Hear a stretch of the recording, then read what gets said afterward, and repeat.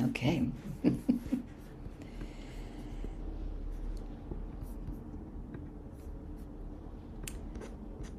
So, one thing I've noticed is that we all have amazingly complex lives, and they are filled with joys, and if we remember and notice them, sometimes we tend not to really remember the joys, and plenty of disappointments and challenges. And I'm sure by now in your life and in your practice, you've found, as I have, that it requires a great deal of patience to manage everything that's going on.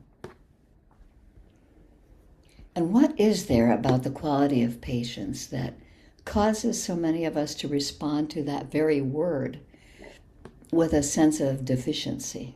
Like, I don't have enough. We say that suggesting that patience is some sort of commodity. And the wonderful thing about patience, unlike commodities, is the more that we use it, the more that we offer it, the more we have. And also, by its nature, patience creates a spaciousness that really lets us feel as if we have more time than we've ever had. And so patience can alter our everyday experience from one of anxiety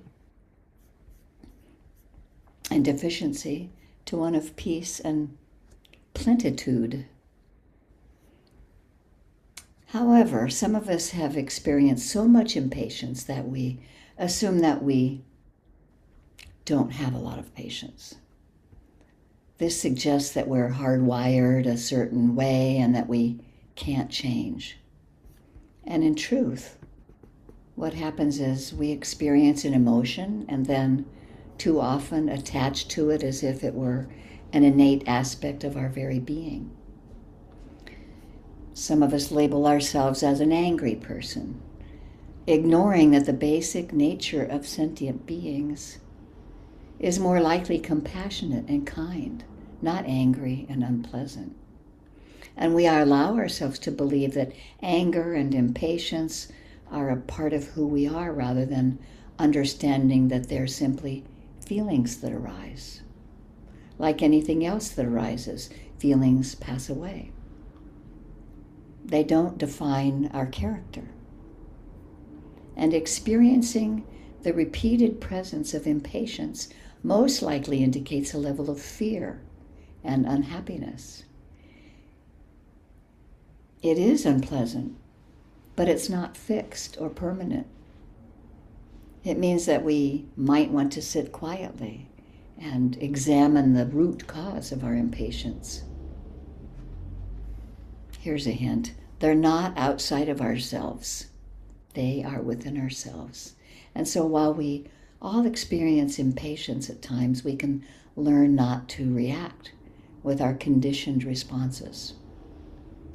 It helps to commit to taking each day a period of time each day to sit down, even if it's just for a few minutes, to practice detailed awareness of the workings of the mind.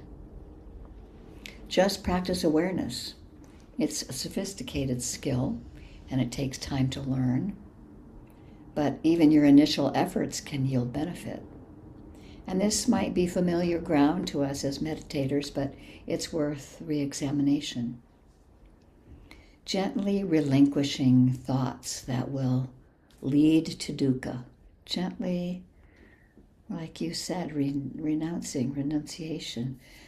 Gently relinquishing thoughts that will lead to dukkha, to suffering, unhappiness, and stress. Welcoming thoughts that will lead to happiness. While ultimately patience is practiced in the company of others, usually we get impatient with others. The starting place is in our own minds. And a few weeks ago, I spoke about the 10 beautiful qualities of the mind. Interestingly, although the Buddha spoke often of these 10 qualities, or the paramis, to my understanding, the list of paramis does not appear even once in the texts which we may consider to be the most authentic words of the Buddha. Still, it's clear that from the early days of Theravadan Buddhism, the paramis were viewed as the essential elements of the path to Buddhahood, and hence closely identified with the Bodhisattva path. Sometimes we might notice that in the authoritative suttas of the canon, the Buddha often refers to himself as the Bodhisattva. That's Pali, and it's Bodhisatta in Pali and Bodhisattva in Sanskrit. And so, contrary to common beliefs, the Bodhisattva path has always been one of three options within the Theravadan tradition, the others being those of the Arahant and the Pacceka Buddha. One is self-realized but doesn't teach. That's the Pacceka Buddha. Even though it's a minority, there are many Theravadan practitioners in Burma today who are following the Bodhisattva path. And there are stories in Burma that the meditation master Mingun Sayadaw, early in the last century, not so long ago, instructed one student, Mahasi Sayadaw, who is the lineage that I've been trained in, to become an Arahant, and another student, Tangpu Sayadaw, to follow the Bodhisattva path.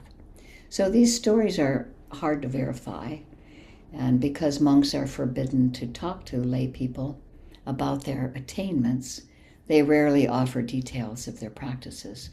For people in the modern world who are wrestling with the issue of how to practice Dhamma in daily life, the perfections provide a useful framework for developing a fruitful attitude toward daily activities, so that any activity or relationship undertaken wisely and with the primary purpose of developing the perfections in a balanced way becomes part of the practice.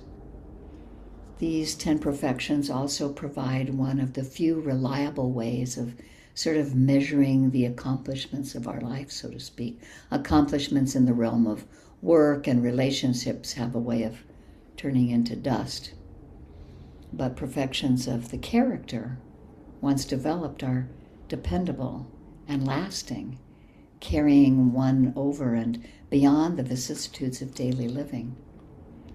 And so they deserve to take high priority in the way that we plan our lives. And they carry one across the further shore. And they are of foremost importance in formulating the purpose of one's life. So I'll just go over briefly with a one-word description about the 10 paramis, and then I'll talk more about patience. In this brief description of the paramis, the 10 paramis, they are the 10 states of mind or attitude of behaviors that lead to peace. They're interrelated with each other, they're fluid, and they flow in and out of each other. So generosity, they're sort of taught in an order, but we notice them at all times, or at different times. So generosity is having a willingness to open to all things, to share with others and contemplate abundance. Morality, or sila, is being willing to undertake the training to live within the 5 precepts, harmonious living. Renunciation, cultivating the capacity to abandon our attachments. Wisdom, being able to see or consider the implications of the 3 characteristics in any experience of anicca, anatta, and dukkha. And energy, our level of willingness to participate in mental development. Patience is cultivating the capacity to stop our resistance to the truth of an experience. Truthfulness is paying attention to the truthfulness of words and actions. Resolution is the degree in which we are willing to follow our aspiration to practice. Loving kindness, the willingness to connect with and care about other sentient beings. And the last one, equanimity, being willing to consider phenomena outside our opinions and judgments. It was said in the Dhammapada, verse 122, don't disregard merit, thinking it won't come back to me. With dripping drops of water, even a water jug is filled. With trivial acts repeated, a wise one is filled with merit. So we practice like a drop at a time in the bucket of water. When I was a kid, I was told many times, and you probably were too, be patient. Patience is a virtue. I would relate to these words much the same way I would the order of, eat your spinach. Or to be patient meant grin and bear it. Or that I should repress my feelings about these disagreeable aspects of life. And this is not what is meant by patience from the Buddhist perspective, however. Patience, or khanti, is the sixth of those 10 perfections, or paramis. And the clarity of wisdom and the softness of compassion are the companions to each of the perfections. Wisdom and compassion. Patience is motivated by our desire for inward and outward peace, and by faith in our ability to accept things as they are. In Buddhism, patience has 3 essential aspects.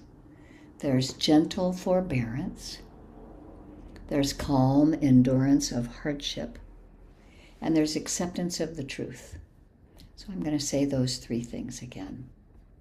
Patience has 3 essential aspects: gentle forbearance, calm endurance of hardship, and acceptance of the truth. Gentle forbearance, this first aspect of patience, we can sometimes think of it as maybe a time that we might be an exhausted parent of a child who's having a fit over something, some baffling homework or some difficulty. And perhaps patience in this case means just taking a few breaths instead of yelling or getting upset in frustration. Or we might be on the verge of making a brilliant report to a coworker, a retort to a coworker or a friend, but we hold our tongue.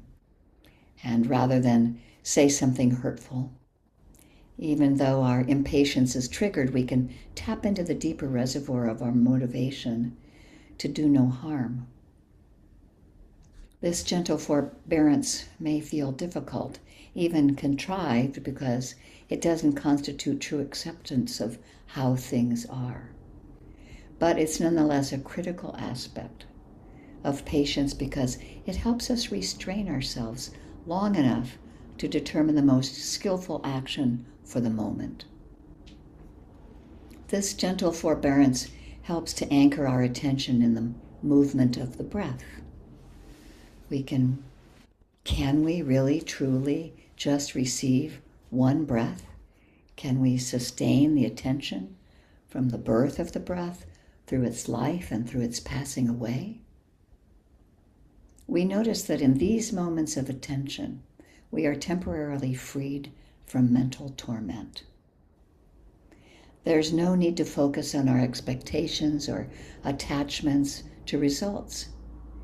Impatient thoughts come and go by themselves, just as in the breath comes and goes by itself. So let's just stop for a moment and let your eyes close and just practice for a minute, closing our eyes to connect to the breath. And can we really receive just one breath? Can we find it at the nostrils or the diaphragm? Can we stay with it through an entire inhale? And exhale, experience.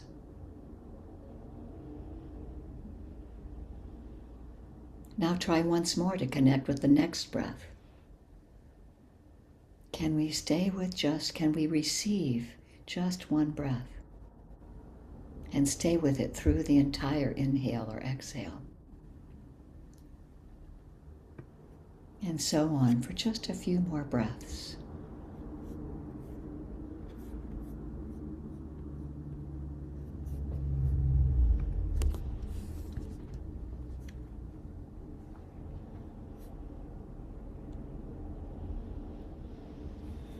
Okay, you can open your eyes if you want to. Anytime we want life to be different than it is, we're caught in impatience. We lose our sense of humor what arises is self-pity and despair. Sometimes blame seeps into the heart. Gentle forbearance includes the spirit of forgiveness. When we feel conflict with others, understanding their suffering is the first step in being able to communicate and to forgive and to begin again. The practice of forgiveness happens when we are able to realize the underlying cause of our anger and impatience, and this allows us to distinguish between someone's unskillful behavior and their essential goodness. Serenity and calm develop as we learn to accept imperfection in others and ourselves. In our busy lives, we might overlook the value of patience in a quest for accomplishment, efficiency, and fulfillment.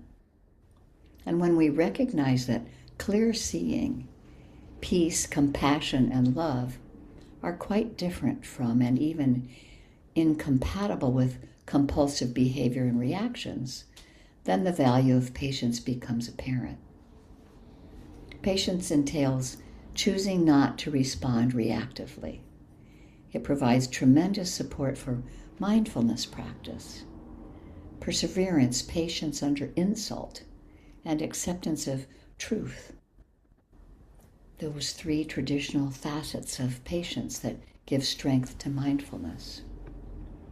I was recently in California helping a friend recover from knee replacement surgery, which you can imagine if you haven't had it yourself is a very difficult surgery to come out of and feel energetic about doing what you have to do when you're in a lot of pain of doing PT and taking various medications that you need to while you can undergo certainly the first couple weeks. And my patience was tried being there, sort of repeatedly hearing challenges and difficulties, and yet, having patience and really understanding the suffering that my friend was going through allowed me to hold myself a little more patiently, to make more spaciousness around what would have been my reaction by, having the practice be present when I might have been impatient and wanted something to be different than the way it was, or her attitude to be different, or my attitude to be different. But just bringing in patience into that situation really did cause some spaciousness in my mind to be present with her suffering and notice my own impatience and, just be gentle with myself. That perseverance, this gentle, steady forbearance and effort, it keeps us from succumbing to doubt and discouragement and fear. And when our progress in practice doesn't meet our expectations, we can easily become discouraged. For example, practice often gives rise to pleasant states. And if we assume that we can sustain them at will, the reality of change can be quite unpleasant. Or we might expect practice to develop linearly, with increasing concentration and peace, or steadily decreasing suffering. In fact, a period of ease in practice might well provide the inner strength and trust to confront long-ignored difficulties.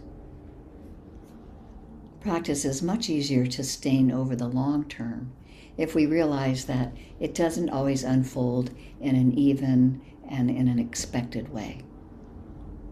Perseverance can also be important when spiritual practice does meet our expectations, when things are going well.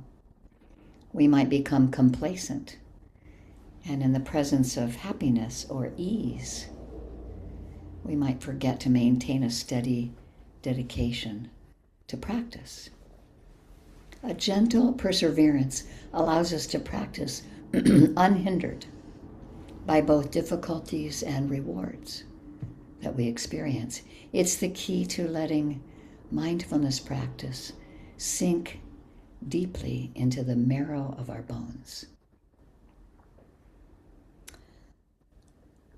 Patience under insult. This is the second aspect of it's meaning not succumbing to anger or aggression or despair when threatened.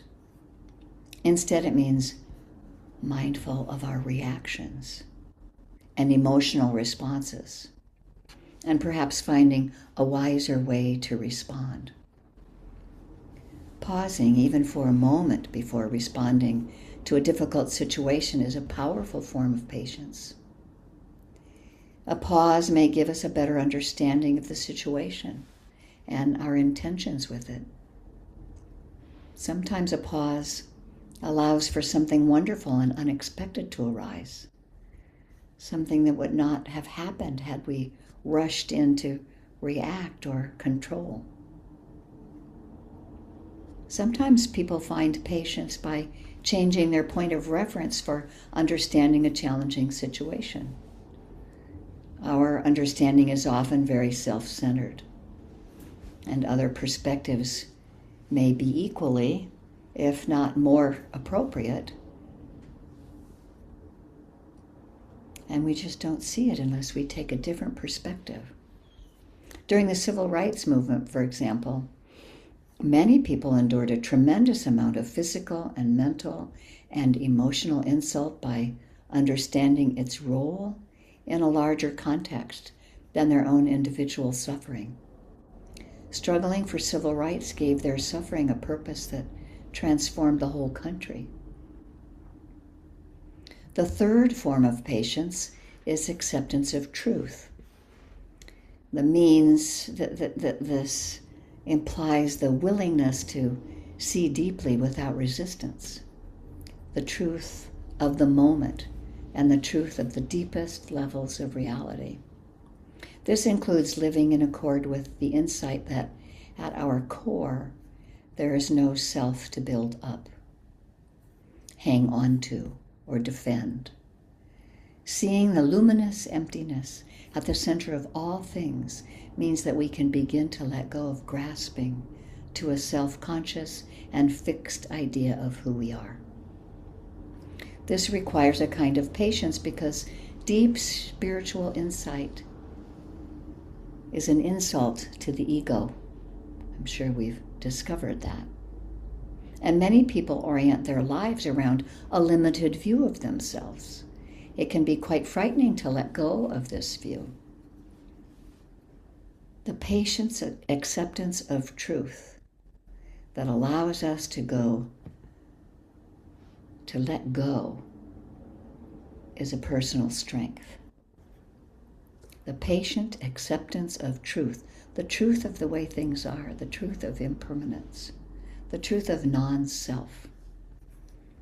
That allows us to let go, and it becomes a personal strength developed together with the strength of virtue, harmonious living, discernment and wisdom, resolve and loving kindness. So I'd like to give you a little brief historical background. I'll go to the side a little bit here, of the Paramis. There are many myths and stories that are handed down about the Buddha, and it's impossible to know if they're true, but this story is particularly encouraging about patience and how much time we have in so many lifetimes to accomplish our spiritual goals. I find this fact sort of interesting. The ancient, he was an ascetic, Sumedha. It was said 4 incalculables and 100,000 eons ago. So what's an incalculable? And this is 4 of them. An incalculable is so big and important that it can't be calculated. or it's unlimited, it's priceless, and it's beyond value. So that's pretty hard to even wrap our brains around. But then we do kind of know that an eon, and this is saying 1,000 eons, one eon is 1,000,000,000 years.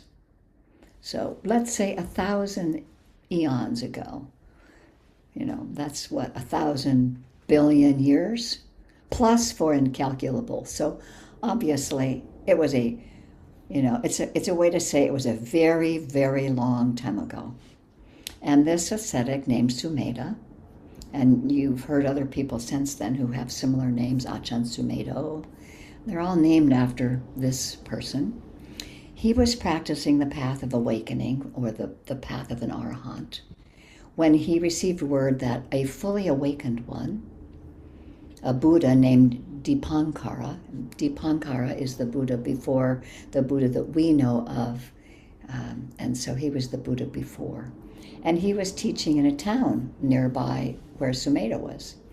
And he traveled there, and he found Dipankara Buddha being venerated in a very long procession, attended by most of the townspeople.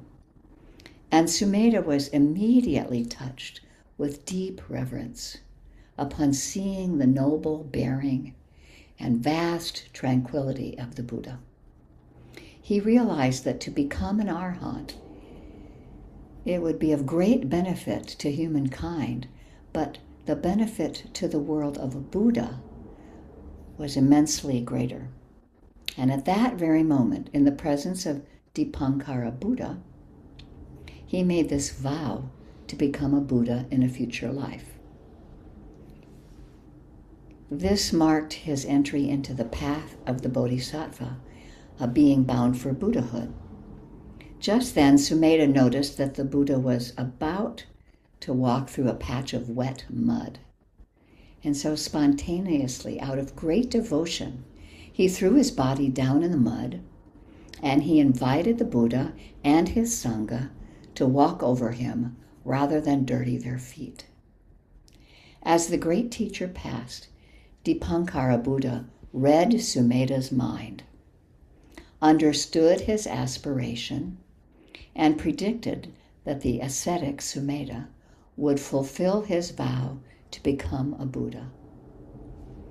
At a time, 4 incalculables and 100,000 eons in the future. It was also revealed to Sumedha that had he not made the aspiration to become a Buddha, he would have realized full enlightenment that day by listening to a discourse from Dipankara Buddha. And this would have ended Sumedha's own suffering and also his chain of rebirths. But the Bodhisattva chose instead to devote inconceivable lifetimes of practice to gain the ultimate goal of Buddhahood. Having resolved on this goal, Sumedha then retired to his cave to reflect, how can I make this vast journey? He wondered, what aspects of mind and heart do I need to develop in order to become a Buddha? And as he reflected, he saw that there were these 10 wholesome qualities that he would need to have to practice, and they would have to be brought forth to strengthen and to maturity.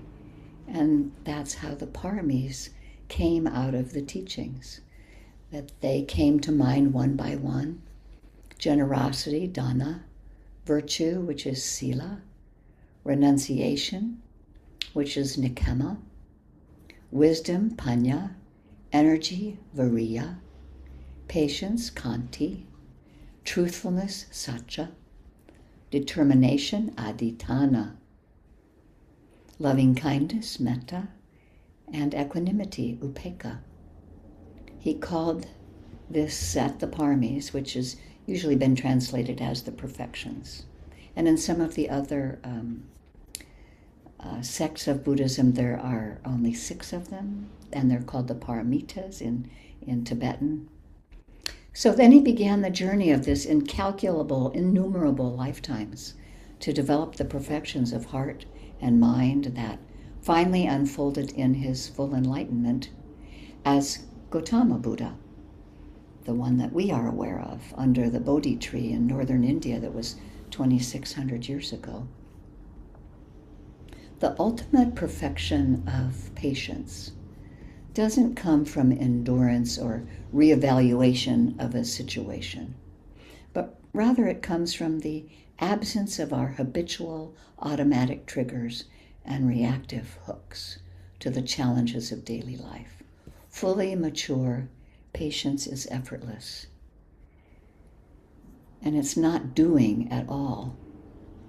It's really hard to imagine how over eons and eons, the patience that it takes lifetime after lifetime to, have our goal of, even just as householders, embodying some of the paramis. And patience is by far one of the highest virtues and difficult but important. There's an apropos story from the Brahma Samyutta in Samyutta Nikaya. There's a lot of stories in the Samyutta Nikaya. And this tells the story of an angry man who insulted the Buddha. And the Buddha, showing great patience, simply asked the man if people ever visited him in his home. Surprised at the change of topic, the man answered yes. The Buddha then asked if he ever offered to feed his guests. When the man replied yes again, the Buddha asked what would happen if they refused to accept the food. Who would the food belong to then? The man said that of course it would still belong to him. The Buddha then calmly, and I imagine kindly, said, in the same way, I do not accept your insults. They remain with you. If only we could be present at the time when things are happening to us to not accept what's coming toward us with the patience and kindness and let them remain with the giver. And because the ultimate patience is effortless, perhaps the opposite of impatience is not patience, but rather contentment. By not chasing after the whims of the ego, we have the chance to discover a deep contentment that manifests in our life as great patience. The meaning of Parami points to this. Thanissaro Bhikkhu mentions these two etymologies, that they carry one across to the further shore, that's Param, and they are of foremost, which is Parama, importance in formulating the purpose of one's life.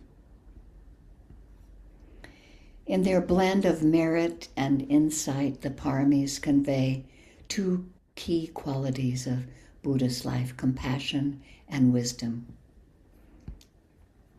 As our Acharya Dhammapala says in his treatise, I've changed the pronouns here a little bit.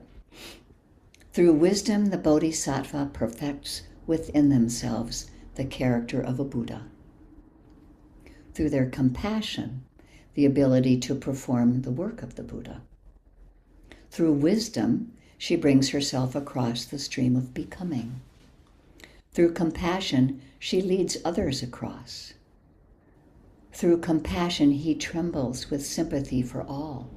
But because his compassion is accompanied by wisdom, the heart is unattached.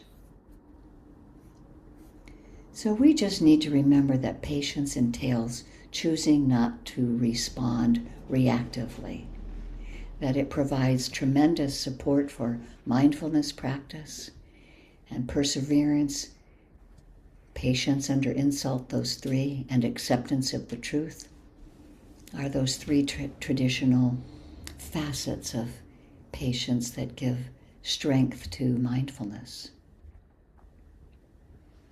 I'd like to conclude with reading a few verses from Shantideva on patience. All the virtuous deeds and merit, such as giving and making offerings, that we have accumulated over thousands of eons can be destroyed by just one moment of anger.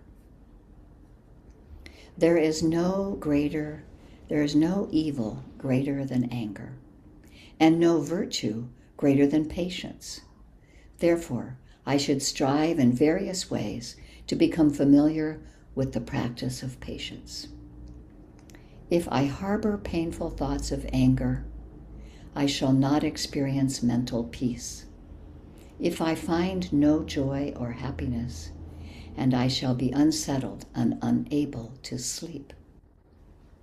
Those who cause me suffering are like Buddhas bestowing their blessings, since they lead me to liberating paths. Why should I get angry with them? Don't they obstruct your virtuous practice? No, there is no virtuous practice greater than patience. Therefore, I will not get angry with those who cause me suffering. If, because of my own shortcomings, I do not practice patience with my adversary, it is not them but I who prevents me from practicing patience, the cause of accumulating merit. Here's one more. Even while I remain in samsara, through patience I shall attain beautiful forms, good health, reputation, very long lives, and even the extensive happiness of a Chakravartin, which is a king, a universal monarch. Extensive happiness.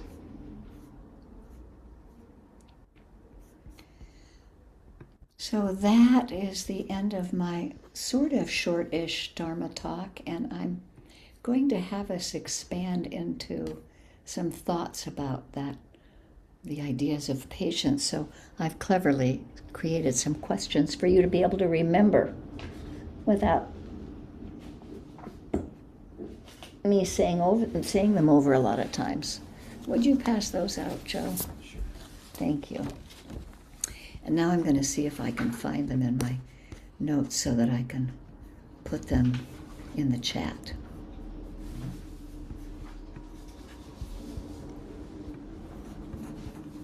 Let's see if this is going to do it.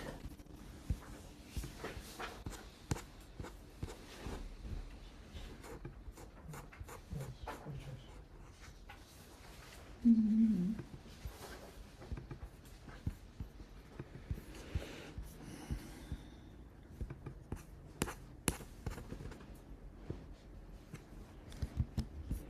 Okay, I found something to put in the chat. Let me see if it'll work. Right now I've lost my chat box.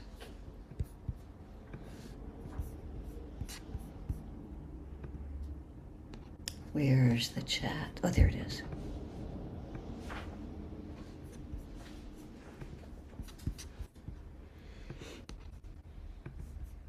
Okay, I'm putting this in the chat box. Let me know if you can see them.